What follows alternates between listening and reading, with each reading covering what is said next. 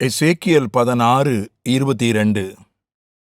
நீ உன் எல்லா அருவருப்புகளிலும் வேசித்தனங்களிலும் நடக்கும்போது நிர்வாணமும் அம்மனமுமாயிருந்ததும் உன் இரத்தத்திலே மிதிக்கப்பட ஏதுவாய் கிடந்ததுமான உன் சிறுவயதின் நாட்களை நினையாமல் போனாய். உன் சிறுவயதின் நாட்களை நினையாமல் போனாய். இரத்தத்திலே மிதிக்கப்பட ஏதுவாய் கிடந்த உன் சிறுவயதின் நாட்களை நினையாமற் போனாய். எருசலேமுக்கு ஆண்டவர் சொல்கிறார், நீ சிறு வயதுல உன்னுடைய துவக்க காலத்துல மிதிக்கப்படுவதற்கு ஏதுவாய் கிடந்தாய், இரத்தத்திலே கிடந்தாய், சாகும் தருவாயில் கிடந்தாய். உன்னை நான் காப்பாற்றினேன், அதை மறந்தாய், நன்றி மறந்தாய். 43ஆம் வசனத்திலும் அது சொல்லப்பட்டிருக்கிறது. மறப்பது, நன்றி மறப்பது, அது மிகப்பெரிய ஒரு மோசமான ஒரு காரியம். நன்றி உணர்வு என்பது அது குறைந்து வருகிற, தேய்ந்து வருகிற ஒரு காலம். பிள்ளைங்க அப்பா அம்மாவை பார்த்து சொல்றாங்க, நாங்க ஏன் உங்களுக்கு நன்றியா இருக்கணும்? நீங்க என்னத்தை பெருசா கிழிச்சிட்டீங்க? உங்களை யாரு பெக்க சொன்னது? உங்க கடமை. நீங்க பெத்ததுனால செய்ய வேண்டியது உங்க கடமை. நாங்க உங்களுக்கு நன்றியா இருக்கணும்னு அவசியம் இல்லை. அவன் எவ்வளவோ என்னென்னமோ செய்யறான் பிள்ளைகளுக்கு, நீங்க என்ன செஞ்சு கிழிச்சிட்டீங்க? இப்படி எண்ணுகிற, சொல்லுகிற பிள்ளைகளும் உண்டு.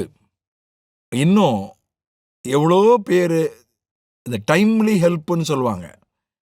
அது உதவி செய்கிறவங்களுக்கு சின்ன விஷயமா இருக்கும். ஆனால் அந்த உதவி பெறுகிறவர்களுக்கு அந்த நேரத்துக்கு அது ஒரு பெரிய உதவியாக இருக்கும். அந்த நேரத்துக்கு, ஆத்திர அவசரத்துக்கு, அந்த நெருக்கடியில் அவங்க செஞ்ச ஒரு சின்ன உதவி ஒரு பெரிய, அவங்களையே காப்பாற்றக்கூடிய ஒரு விஷயமா இருக்கும். நன்றி உள்ள எத்தனையோ பேரை நான் பார்த்திருக்கிறேன். உலகத்தார்கள், சினிமா நடிகர்களிலே, அரசியல்வாதிகளிலே எவ்வளவோ நன்றி உள்ளவர்களை நான் பார்த்திருக்கிறேன். ஆனால் தேவ பிள்ளைகளிலும் ஊழியக்காரர்களிலும் நன்றி மறந்தவர்களையும் பார்த்திருக்கிறேன். இன்னும் சொல்ல போனா, நான் அறிந்த வரைக்கும் உலகத்தானுக்கு தான் நம்ம விட நன்றி உணர்வு அதிகம் இருக்கு. ஆண்டவருக்கு நன்றியா இருக்கணும். மனுஷனுக்கு நன்றியா இருப்பது ரெண்டாவது. முதல்ல ஆண்டவருக்கு நன்றியா இருக்கணும். 103ஆம் சங்கீதம் 2வது வசனம் சொல்கிறது, என் முழு உள்ளமே அவருடைய பரிசுத்த நாமத்தை சோத்திரி, அவர் செய்த சகல உபகாரங்களையும் மறவாதே. ஒவ்வொரு ஜெபத்தின் முடிவிலும் சொல்றோம், என் உள்ளமே ஆண்டவர் செய்த உதவிகளை நீ மறந்து விடாதே. அதைத்தான் வள்ளுவர் நன்றி மறப்பது நன்றன்று அப்படின்னு எழுதி வச்சிருக்கிறார். வள்ளுவருடைய திருக்குறள்ல பைபிளுடைய கருத்துக்கள், பல கருத்துக்கள் இருக்கின்றன. அதை வைத்துக்கொண்டு திருவள்ளுவர் கிறிஸ்தவர் என்று சிலர் சொல்லுகிறார்கள், எழுதுகிறார்கள். அப்படி ஆராய்ச்சியெல்லாம் செய்திருக்கிறார்கள். திருக்குறள் கிறிஸ்தவ நூல்தான் என்று நான் நிரூபிக்கிறேன்.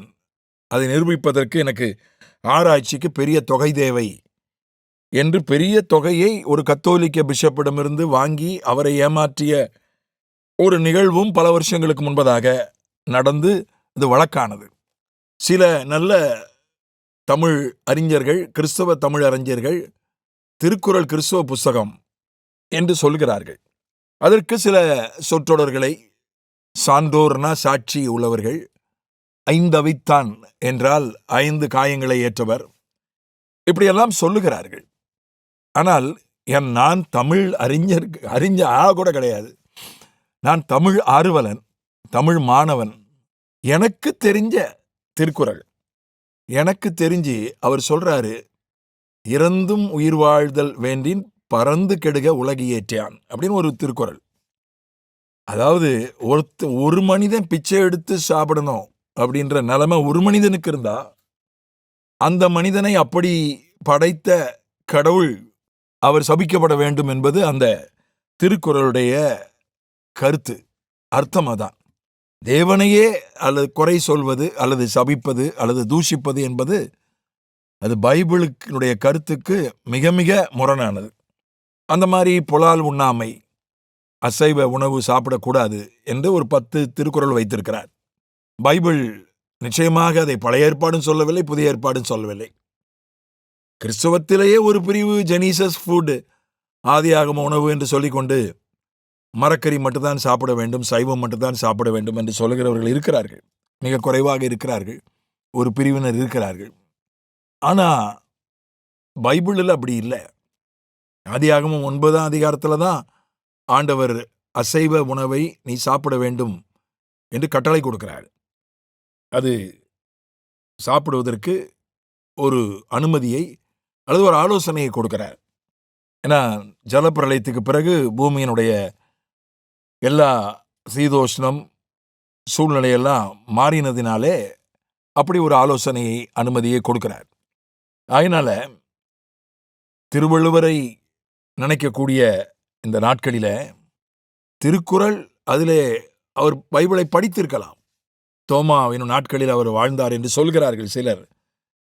ஒருவேளை அவர் பைபிளை படித்திருக்கலாம், பைபிளுடைய சில கருத்துக்களை அவர் ஏற்றிருக்கலாம், அதை பயன்படுத்தி இருக்கலாம். அப்படி இருக்க வாய்ப்பு இருக்கிறது. ஆனால் ஒட்டுமொத்த திருக்குறளுடைய கருத்து ஒட்டுமொத்த பைபிளுடைய கருத்துக்கு முரண்படுகிறது என்றுதான் என்னுடைய தாழ்மையான அபிப்பிராயம்.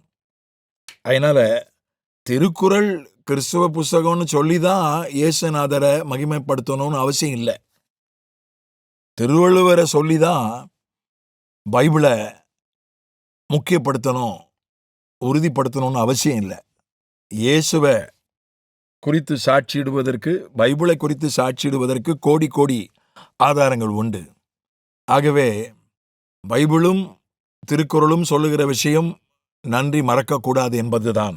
நன்றியோடு வாழுவோம். ஆமென்.